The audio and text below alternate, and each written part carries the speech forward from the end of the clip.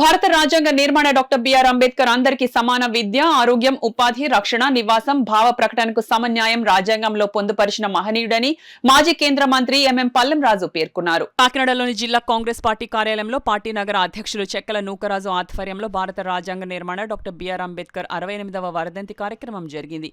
ఈ కార్యక్రమంలో ముఖ్య అతిథిగా మాజీ కేంద్ర మంత్రి ఎంఎం పల్లెం రాజు పాల్గొని అంబేద్కర్ చిత్రపటానికి పూలమాలలు వేసి ఘన నివాళులు అర్పించారు.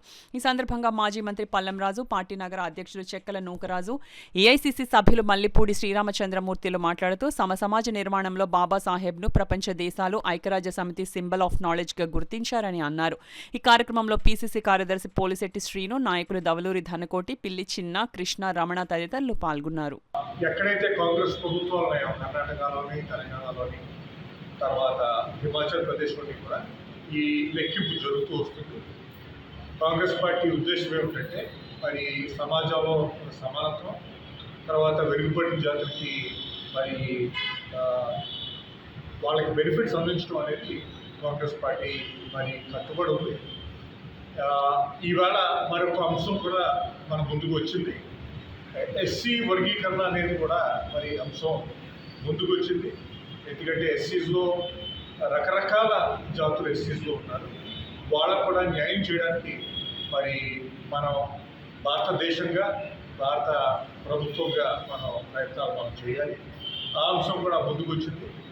అంతేకాకుండా భీమ్రావ్ అంబేద్కర్ గారు చెప్పిన ముఖ్య అంశం ఏమిటంటే మనం చదువుకుని పైకి రావాలనేది ముఖ్యంగా దళితులకు ఆయన ఇచ్చిన సందేశం. ఎందుకంటే ఒకరి మీద ఆధారపడకుండా చదువుకోండి, ఆర్గనైజ్ అవ్వండి, ఎడ్యుకేట్ చేయండి, మీ హక్కుల గురించి అనేది ఆయన చెప్పిన సందేశం. అది మరి ప్రతి వర్గానికి కూడా అది వర్తిస్తుంది. ఎందుకంటే ఇవాళ అవకాశాలు అందుకోవాలంటే ముఖ్యంగా ప్రపంచంలో ఎన్నో మార్పులు వస్తున్నాయి. ఆ అవకాశాలు అందుకోవాలంటే ముఖ్యంగా ఎవరు అందుకోవాలంటే వాళ్ళు చదువుకోవాలి, మరి జ్ఞానాన్ని పొందాలి. వాళ్ళు పెరుగుదలతో పాటు దేశానికి కూడా ప్రయత్నం తీసుకురావాలనేది కాంగ్రెస్ పార్టీ ఉద్దేశం. కాకినాడ జిల్లా కాంగ్రెస్ కార్యాలయం కళా వెంకటరమణ మా పల్లవరాజు గారి సమక్షంలో జరుపుకుంటున్నాం. ఆయన బడుగు బలహీన, ముఖ్యంగా దళితులు ఏ విధంగా గతంలో దళితులు చిన్నచూపు చూశారో ఆయన ప్రత్యేకంగా ఈ దేశంలో ప్రతి ఒక్కరికి సమపాలన, అందరికీ న్యాయం జరగాలని ఆయన ముఖ్య ఉద్దేశంతో చాలా మరి మన భారతదేశానికి ఆయన సహకరించారు.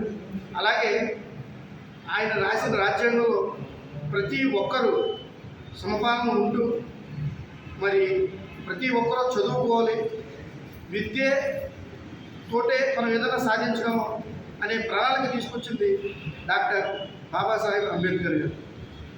మరి అలాంటి మహానుభావుడిని మా కాంగ్రెస్ పార్టీ సగౌరవంతో ఆయన వర్ధంతి ఈరోజు మేము కళా వెంకటరావు గారి భవనంలో జరుపుకోవడం జరుగుతుంది.